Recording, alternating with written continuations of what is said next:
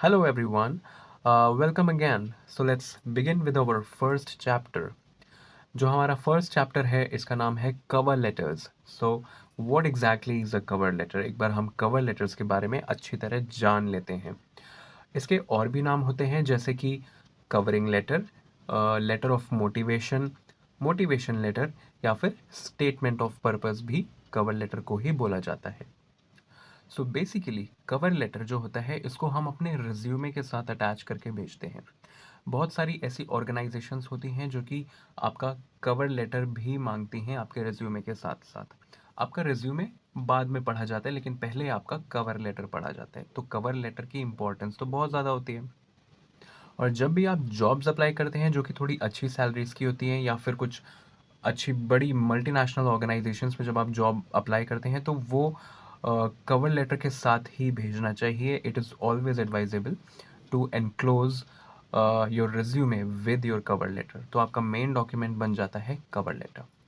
और जब भी आप एक कवर लेटर अपने रिज्यूमे के साथ अटैच करके भेजते हैं, कंपनीज इस चीज़ को बहुत ज़्यादा अप्रिशिएट करती हैं, इसकी तारीफ़ करती है कि हाँ, ये एम्प्लॉय रियली इतना सीरियस है कि इसने इस पर्टिकुलर जॉब के लिए एक कवर लेटर बनाया है. तो चलिए अब कवर लेटर को थोड़ा सा डिटेल में समझते हैं. So first and foremost, cover letter एक फॉर्मल डॉक्यूमेंट होता है. तो जो भी लैंग्वेज हम उसमें लिखते हैं वो एकदम फॉर्मल होनी चाहिए. दूसरी बात, जो आपका रिज्यूमे है उसके साथ उसको जब हम अटैच करेंगे, मेक श्योर कि कवर लेटर में आपका ओवरव्यू हो या फिर आपके बारे में आपकी समरी हो. आपका रिज्यूमे जो होता है वो आपके प्रोफाइल के बारे में एक डिटेल्ड और बहुत ही स्ट्रक्चर्ड तरह से सारी इन्फॉर्मेशन देता है. लेकिन जो कवर लेटर होता है वो सारी इन्फॉर्मेशन ब्रीफ में देता है और टू द पॉइंट देता है.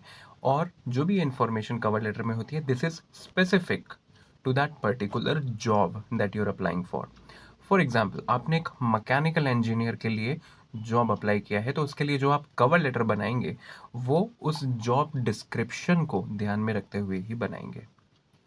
जनरली ये जो भी कवर लेटर्स या जॉब एप्लीकेशंस होती हैं ये सबसे पहले एचआर डिपार्टमेंट के पास जाती हैं. तो या तो एचआर मैनेजर या एचआर एग्जीक्यूटिव या जो भी एचआर में फर्स्ट पॉइंट ऑफ कांटेक्ट होता है वो आपकी एप्लीकेशन को देखता है. सो मेक श्योर कि आपका कवर लेटर बहुत लंबा ना हो, बहुत ज़्यादा डिस्क्रिप्टिव ना हो, बट ब्रीफ हो, प्रिसाइज हो.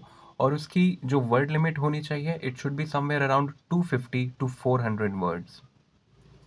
बहुत सारी ऐसी चीज़ें होती हैं जो कि आपने अपने रिज्यूमे में ऑलरेडी मेंशन करी हुई होती हैं. मेक श्योर कि आप उन चीज़ों को दोबारा कवर लेटर में रिपीट ना करें. Repetition of information in cover letter should be avoided और rather it should not be done at all. इससे पढ़ने वाले को इंटरेस्ट नहीं आएगा. हाँ, लेकिन अगर कोई ऐसी बात है जो आपके अंदर बहुत ही इंटरेस्टिंग है और बहुत ही फुल ऑफ क्रिएटिविटी है, वो चीज़ आप अपने कवर लेटर में ज़रूर लिख सकते हैं. कवर लेटर की लैंग्वेज थोड़ी सी इंटरेस्टिंग रखिए, प्रोफेशनल रखिए, जिससे कि जो भी एचआर का पर्सन इसको पढ़ रहा है उसको पढ़ने में इंटरेस्ट आए और उसको लगे कि हाँ, ये कैंडिडेट वाकई एलिजिबल है इस जॉब के लिए.